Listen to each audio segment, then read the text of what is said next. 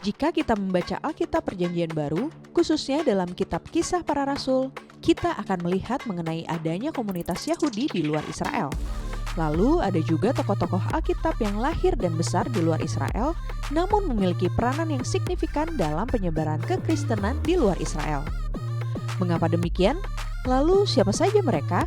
Inilah dia fakta Alkitab.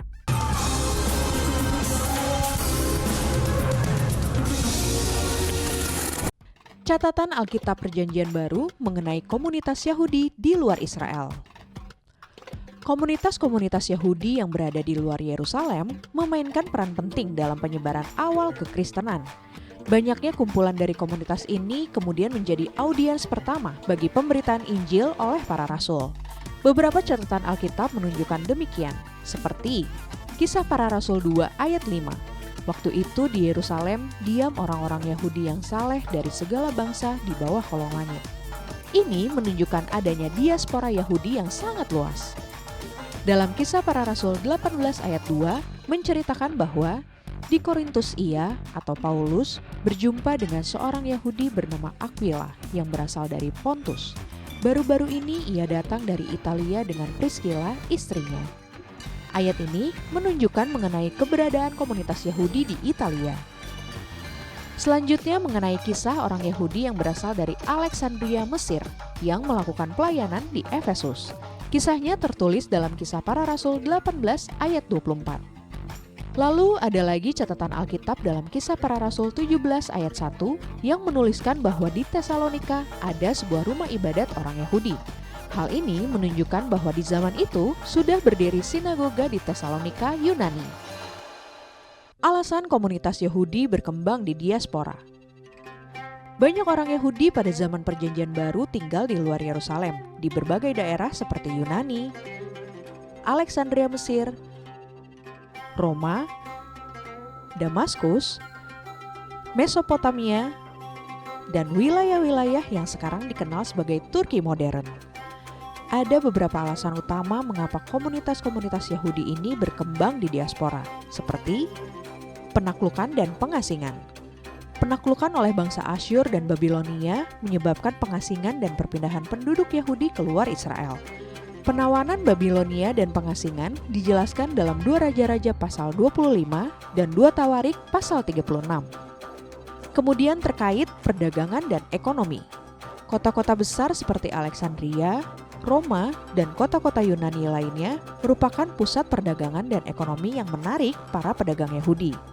Komunitas Yahudi sering terlibat dalam perdagangan, kerajinan, dan aktivitas ekonomi lainnya yang memerlukan perjalanan dan menetap di daerah baru. Berikutnya, penyebaran budaya Helenistik. Setelah penaklukan oleh Alexander Agung, budaya Helenistik menyebar luas dan banyak orang Yahudi terpengaruh oleh budaya dan bahasa Yunani. Ini menyebabkan interaksi yang lebih besar dengan dunia luar dan memfasilitasi perpindahan orang-orang Yahudi ke kota-kota besar Yunani dan Roma. Lalu adanya komunitas diaspora yang mapan. Kehadiran sinagoga dan tempat ibadah Yahudi di kota-kota besar membantu mempertahankan identitas dan praktik keagamaan mereka. Komunitas-komunitas ini memberikan dukungan sosial dan keagamaan bagi orang Yahudi yang bermigrasi. Orang Yahudi dari luar Yerusalem dan perannya dalam penginjilan. Paulus yang dikenal sebagai Saulus dari Tarsus lahir di Tarsus, sebuah kota di Kilikia, sekarang bagian dari Turki. Sebagai seorang Yahudi dan warga negara Romawi, Paulus mendapatkan pendidikan yang baik dan dididik di bawah Gamaliel, seorang ahli Taurat yang terkemuka. Setelah bertobat dari penganiayaan terhadap orang Kristen, Paulus menjadi rasul yang paling berpengaruh dalam penyebaran kekristenan di dunia Yunani Romawi. Selain Paulus, masih banyak tokoh Yahudi dalam narasi Alkitab yang lahir dan besar di luar Yerusalem yang kemudian memainkan peranan signifikan dalam pemberitaan Injil. Di antaranya adalah Apolos. Apolos adalah seorang Yahudi yang berasal dari Alexandria, Mesir. Ia dikenal sebagai seorang yang fasih berbicara dan kuat dalam kitab suci.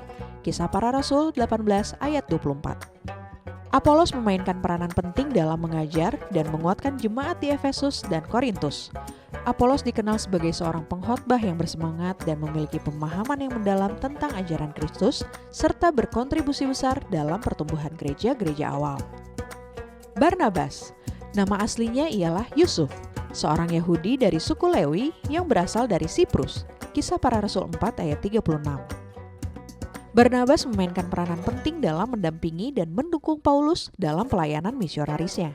Barnabas dikenal sebagai anak penghiburan dan memiliki peranan penting dalam mempersatukan jemaat di Antioquia dan mendukung pertumbuhan gereja di sana. Kisah Para Rasul 11 ayat 22-26. Timotius adalah putra dari seorang ayah Yunani dan seorang ibu Yahudi bernama Yunike. Ia berasal dari Listra di wilayah Likaonia, sekarang bagian dari Turki. Kisah Para Rasul 16 ayat 1. Timotius menjadi rekan setia dan anak rohani Paulus. Timotius memainkan peranan penting dalam mendukung dan memimpin jemaat-jemaat yang didirikan oleh Paulus, serta menerima 2 surat dari Paulus yang memberikan nasihat juga bimbingan dalam kepemimpinan gereja, 1 dan 2 Timotius. Aquila dan Priscilla. Pasangan suami istri ini dikenal karena peran mereka dalam mendukung Paulus. Aquila adalah seorang Yahudi dari Pontus, dan mereka tinggal di Roma sebelum diusir oleh Kaisar Claudius yang kemudian menetap di Korintus. Kisah Para Rasul 18 ayat 2. Mereka memainkan peranan penting dalam mendampingi Paulus dalam pelayanan misionarisnya dan membuka rumah mereka untuk menjadi tempat pertemuan jemaat. Kisah Para Rasul 18 ayat 2 dan Kisah Para Rasul 18 ayat 18-26. Dalam keseluruhan narasi Alkitab Perjanjian Baru, tokoh-tokoh ini menunjukkan bagaimana orang-orang Yahudi yang tinggal di luar Israel memiliki pengaruh yang signifikan dalam penyebaran Injil dan pembentukan gereja-gereja awal. Mereka menggunakan latar belakang budaya dan pendidikan mereka untuk menjembatani kesenjangan antara komunitas Yahudi dan non-Yahudi, serta menyebarkan ajaran Kristus ke seluruh dunia. Melalui upaya mereka, kekristenan dapat menyebar dengan cepat ke berbagai wilayah dan membawa pengaruh besar yang masih terasa hingga hari ini. Demikian fakta Alkitab hari ini, Tuhan Yesus memberkati.